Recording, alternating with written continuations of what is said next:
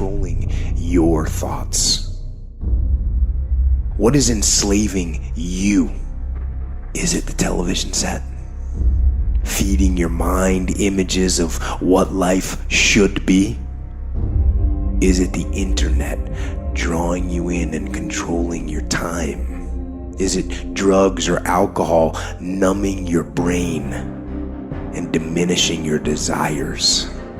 Or is it weakness, a lack of discipline that prevents you from accomplishing what you want to accomplish? And we get very caught up in instant gratification. We want the shortcut to the winner's podium. We want results now. And when we don't get the short-term glory, sometimes we lose sight of those long-term goals. They fade. We lose focus. So we stop the daily tasks and the daily disciplines that will allow us to achieve our goals. And a day slips by, and then another day. And a day turns into a week, and a week into a year, and you look up in 6 weeks, or 6 months, or 6 years, and you've made no progress, none. You lost sight of the long-term goal, and it faded, and you began to rationalize. Maybe I can't. Maybe I don't really want to. Maybe this goal isn't for me. And so you give up. You settle for the status quo. You settle for the easy road. You settle for, oh well. No, don't do that. Embed that long-term goal in your mind. Burn it into your soul. Think about it. Write about it. Talk about it. Hang it up on your wall. But most important, do something about it. Every day. Every day, do something that moves you toward that goal, that keeps that goal alive and in sight and in focus. However small or insignificant that step might seem, take it. Do it. Make it happen. Because that goal isn't going to achieve itself. It is all on you.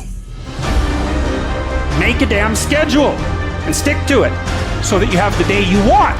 That's the trick. It's like, okay, I've got tomorrow. If I was going to set it up so it was the best possible day I could have, what would it look like? Well, then you schedule that.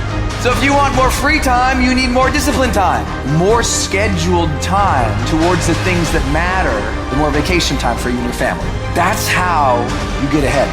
What's your distraction? Just be honest. Are you distracted by ESPN? Are you distracted by movies, Netflix, video games, gossip? Are you distracted with things that don't matter in your life? Ask yourself truthfully, your big goals and dreams. Can you get laser obsessively focused almost to its exclusivity for an extended period of time? I'm talking about a year, 2 years, 3 years, 4 years, 5 years, even a decade towards something you want so badly you want it like oxygen. It's like you want it like you want to live. Are you extendedly laser focused on it, or do you get distracted easily? Our obsessions become our possessions, but we won't possess them if we're not truly obsessed. Turn your damn TV off.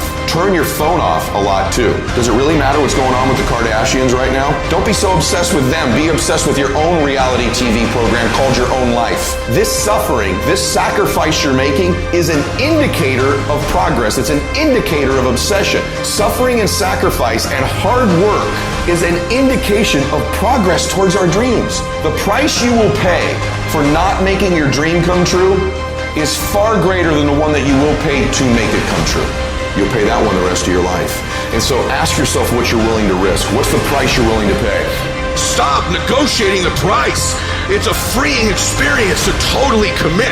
When you totally commit to a business, to your fitness, it's a freeing, powerful, it's almost like removing kryptonite from your life when you totally commit. Can you do that? The people around you always say, it's costing too much. It's costing too much. You guys are going, no, it's worth it.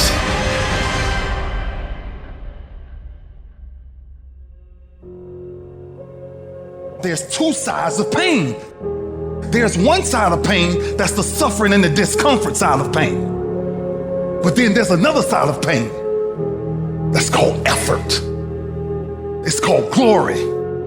And if you never tap into it, It's because the first time you felt that you backed off. The first time you felt, that burn. The first time you felt that it's too much. And we rationalize with ourselves to where we automatically stop. That's why a bunch of us give up so much in life so quickly. But suppose I told you the greatest pain of my life is the reason I'm standing here today. See, sometimes we think the pain is what controls us. It's actually our subconscious mind that if we ever tapped into that, that's what dictates most of our lives. And literally what I've learned in these moments is that I have to stop listening to myself and I have to start talking to myself. I'm like, Rich, you're great. I'm like, looking in the mirror like, you can do this. Rich, you can handle this. Rich, this is not a big deal. Rich, this is gonna pass. You're amazing. Rich, this too shall pass. You got to find ways to increase your sense of self-appreciation, because if you don't, you're bombarded with negative stuff every day that beats you down, and you will find yourself unconsciously engaged in self-destructive behavior. If you don't program yourself, life will program you. You got to get grounded. You got to train your mind to serve you. Just make up your mind. This is not going to control you. You have got to make a declaration that this is what you stand for. You're standing up for your dreams. You're standing up for peace of mind. You're standing up for health. You want it, and you're going to go all out to have it. It's not going to be easy. When you want to change, it's not easy. If it were in fact easy, everybody would do it. But if you're serious, you'll go all out and say, in spite of this, I'm in control here. I'm going to turn this situation around. I'm not going to sit back and moan and cry over what happened and what went wrong and who did what. I'm going to do something about this situation. When God gives you a dream, the dream will always be tested. The pressure in your life right now has a purpose. It's not crushing you. It's pushing what's on the inside of you out. It shows you who you are. It's a dog fight. It hadn't been easy. It's a dog fight. The road hadn't been success. Like it's just a paved road, and like each he go this way. It's been rough. It's been crooked. It's been hard. But I've made up in my mind that I will get a reward for the pain that I go through. I will not stop in the middle of the process. I will not be defeated. I will not be destroyed. I will take everything that happens in my life and I will allow the pain to push me to greatness. You will not break me. You will not stop me. You will not defeat me. The only way I lose is if I quit. It's going to be a dog fight. I choose to fight back. Life is rough. You can allow it to destroy you, or you can allow it to build you up. Draw the line, ladies and gentlemen, and just say enough is enough. Get out of that narrow-mindedness. Get out of that defeated mentality. Get away from that circle. Get away from those people that don't wish you any good. Get away from those people that don't want you to succeed. Get out of the tent. Get out! There's nothing as powerful as the human spirit. You can't destroy it. You can pervert it, but you can't destroy it. If you lose a job, keep the faith. If you lose the spouse, keep the faith. If you have to downsize, keep the faith. If you have to move in with your mama, keep the faith. If you're at your wit's end, keep the faith. If you have to catch the bus, keep the faith. If you have to dumb, keep the faith. If you get sick, keep the faith. If you lose your kidneys, keep the faith. If you got heart trouble, keep the faith. You might not get a new heart, but you gotta keep your faith. If you can't fly, run. If you can't run, walk.